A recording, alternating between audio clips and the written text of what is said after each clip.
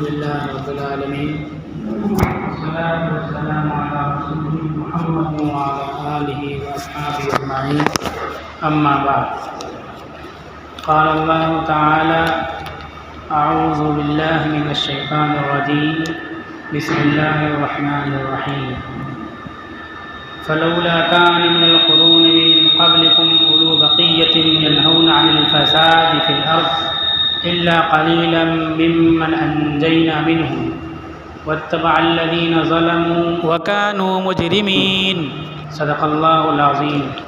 آج کے خطبے میں دین کی دعوت اور کفر و شرک اور ناجائز کاموں سے روکنے کے سلسلے میں امت کے فریضے اور ذمہ داری کے تعلق سے گفتگو ہوگی۔ ہم نے جو آیت تلاوت کی وہ سورہ ہود کی آیت نمبر 116 ہے۔ اللہ تعالیٰ نے سورہ ہود کو بالکل ہجرت سے پہلے نازل فرمایا، بالکل زمین تنگ ہو گئی تھی مسلمانوں کے لیے اور دعوت کے راستے بند ہو رہے تھے۔ اس موقع پر سورہ ہود کو نازل فرمایا اور 5 نبیوں اور ان کی قوموں کے قصوں کو بیان کیا۔ جو نبیوں نے دعوتیں دی اور ان کی قوم نے ان کی بات نہیں مانی، سرکشی اختیار کی، تو جنہوں نے نہیں مانی وہ کتنے تباہ ہوئے اور جنہوں نے مان لی وہ کس طرح سے ظلم کے اندھیروں میں ان کو نجات ملی۔ اس طرح سے اہل مکہ کے سامنے اللہ تعالیٰ نے 5 نبیوں کے واقعات کو بیان فرمائے کہ دیکھو ان کے انجام، ان پر اللہ کا آنے والا عذاب اور ایمان لانے والوں کی کامیابی اور ان کی نجات کے بارے میں تم کو معلوم ہے۔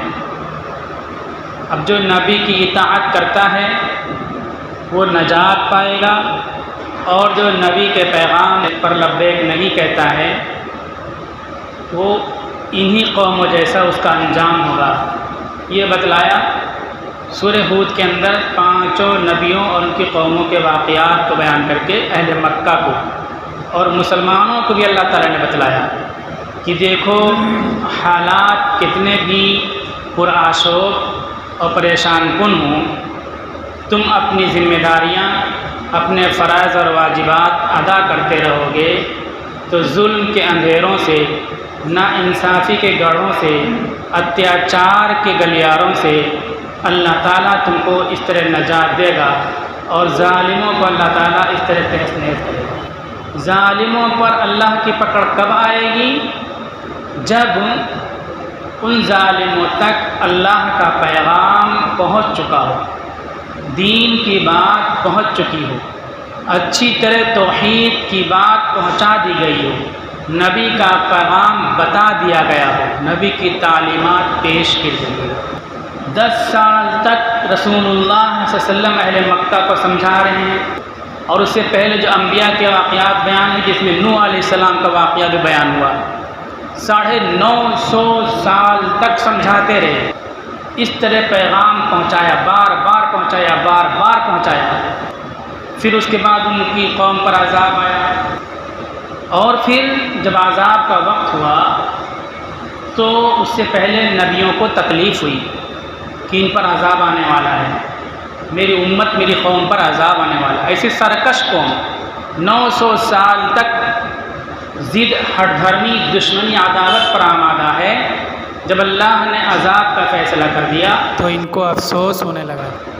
ہم اور آپ دیکھیں کہ ہم نے کتنا لوگوں تک دین پہنچایا، اللہ کا پیغام پہنچایا، نبی کی بات پہنچائی، ہر شخص سوچ سکتا ہے۔ لیکن جب کہیں سیلاب آتا ہے، زلزلے آتے ہیں، تیز ہواؤں سے مکانات گر جاتے ہیں تو ہم کہتے ہیں کہ اللہ کا عذاب آ گیا، ہم خوش ہوتے ہیں۔ ہم امت محمدیہ آخری امت ہیں، نبی کا کام یعنی اللہ کا پیغام لوگوں تک پہنچانے کی ہم سب کی ذمہ داری۔ ہم نے کہیں کوئی پیغام پہنچایا نہیں، ناانصافی اور ظلم ہوتا ہے تو آسمان سے عذاب کا انتظار کرتے ہیں، اور کوئی قدرتی آفت آ جاتی ہے تو ہم سوچتے ہیں کہ اللہ کا عذاب ہو گیا، خوش ہوتے ہیں۔ نبیوں کے مزاج، ان کے مذاق، ان کے طریقۂ کار سے ہم کتنا دور ہو گئے۔ سورہ ہود کی آیت یہاں ہم نے تلاوت کی، یہ پانچوں نبیوں کے واقعات، ان کے قوموں کے انجام کو ذکر کرنے کے بعد اللہ تعالیٰ نے کہا اس میں ہم لوگوں کے لیے پیغام ہے کہ تم سے پہلے جو باقی رہنے والے لوگ تھے ان میں کوئی ایسا نہیں تھا جو لوگوں کو برائیوں سے روکتا تھا، مگر تھوڑے لوگ تھے۔ جب لوگ برائیوں سے روکنے والے نہیں تھے، دین کی بات بتانے والے نہیں تھے، تو اللہ نے ان قوموں پر عذاب نازل فرمایا۔ الا قلیلا ممن انجینا منہم، مگر تھوڑے لوگ تھے جو لوگوں کو برائیوں سے روکتے تھے، گناہوں سے روکتے تھے، دین کی بات بتاتے تھے، ایک اللہ کی طرف بلاتے تھے۔ تو جو لوگ دین کی بات لوگوں تک پہنچاتے تھے، لوگوں کو اللہ کی طرف بلاتے تھے، ہم نے ان کو بچا لیا۔ باقی سب کو ہم نے ہلاک کر دیا، سب کو تباہ کر دیا۔ یہ آیت مکہ میں نازل ہو رہی ہے ہجرت سے کچھ پہلے، جب بالکل ہر طرف راستے بند تھے، اس موقع پر نازل ہو رہی ہے۔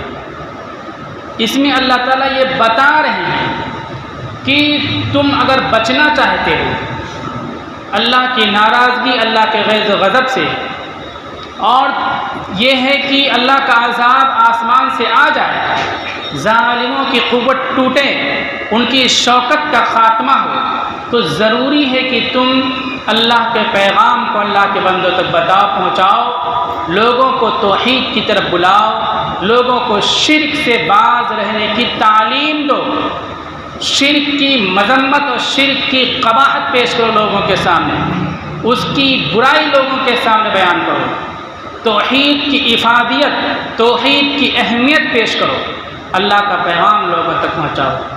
اللہ کا تم پیغام پہنچاؤ گے، ان لوگوں تک پیغام پہنچ جائے گا، وہ حق نہیں قبول کریں گے تو اللہ کا عذاب آئے گا، اور اس عذاب میں تم بچا لیے جاؤ گے۔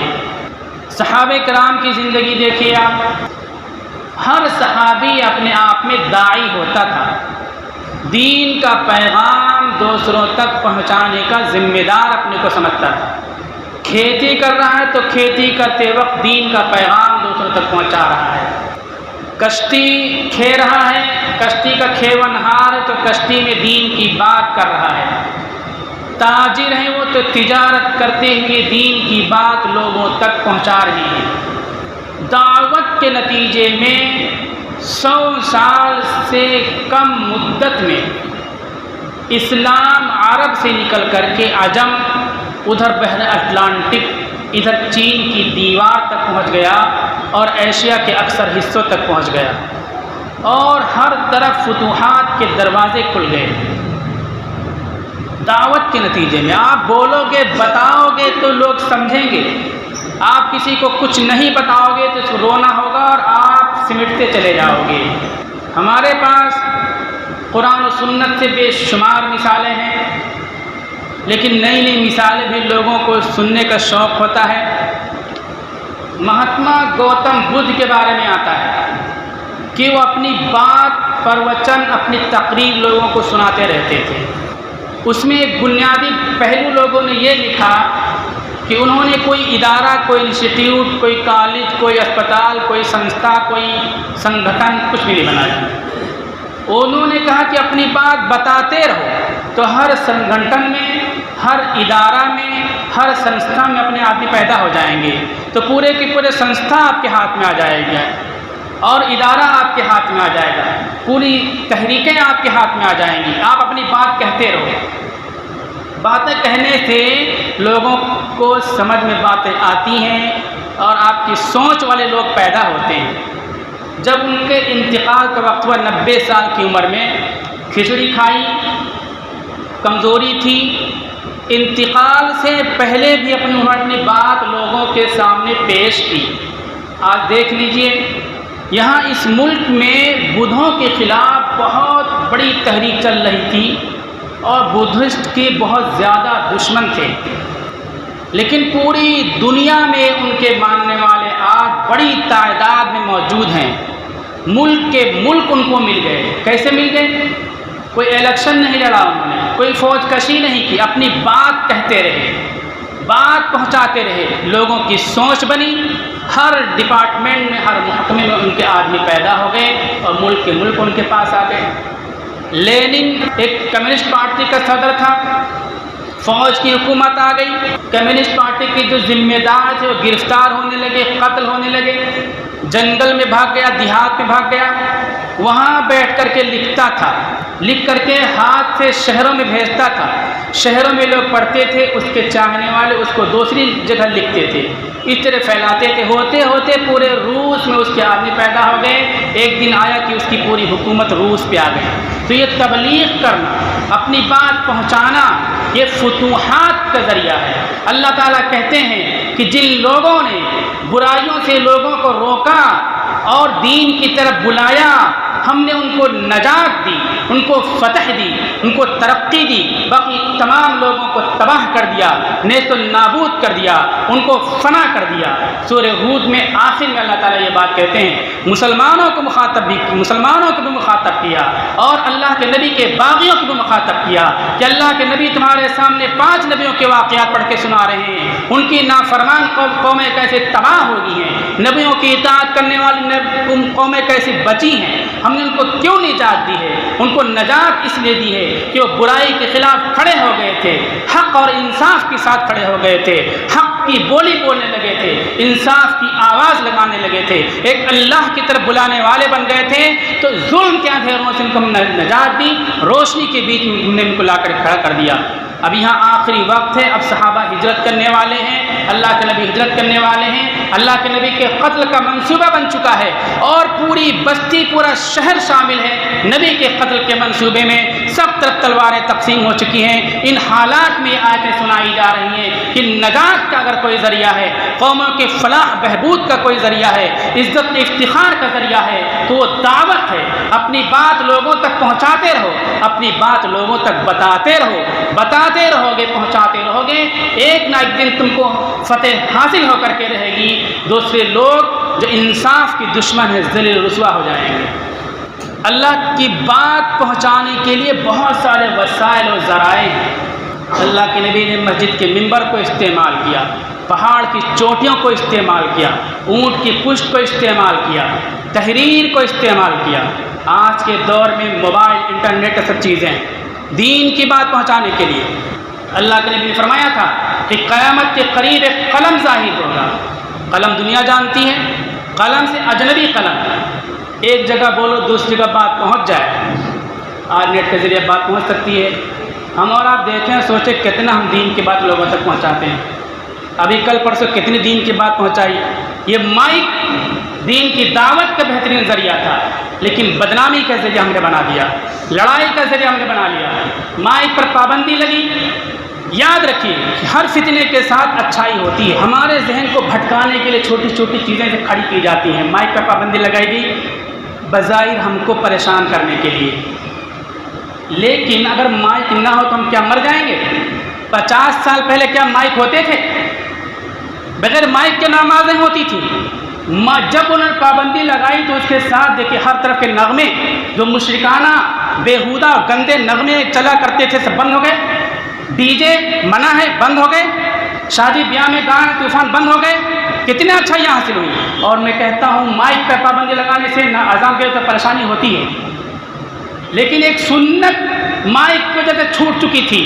سنت کیا ہے؟ چھت کے اوپر جا کے اذان دو، مسجد سے باہر جا کے اذان دو۔ مائک کی وجہ سے سنت چھوٹ چکی تھی۔ مولانا اعلیٰ حضرت مولانا احمد اللہ فاضل بریلوی رحمۃ اللہ علیہ کا فتویٰ پڑھ لیجیے کر کے، ان کے یہاں مائک پہ نماز نہیں ہوگی۔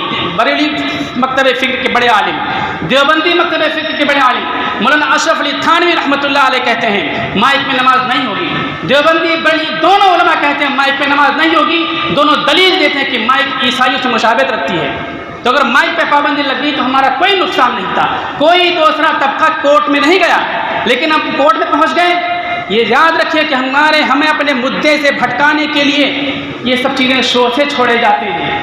مائک بند ایک مرتبہ بولے ہم 10 مرتبہ مائک بند کر دیں۔ ہمارے وجود کی لڑائی چل رہی ہے، ہمارے بقا کی لڑائی چل رہی ہے، ہماری مسجدوں کی بقا کی لڑائی چل رہی ہے، ہمارے مدرسوں کی بقا کی لڑائی چل رہی ہے۔ یہ چھوٹی چھوٹی لڑائیوں میں الجھیں کہ تو نہیں حاصل ہوگی۔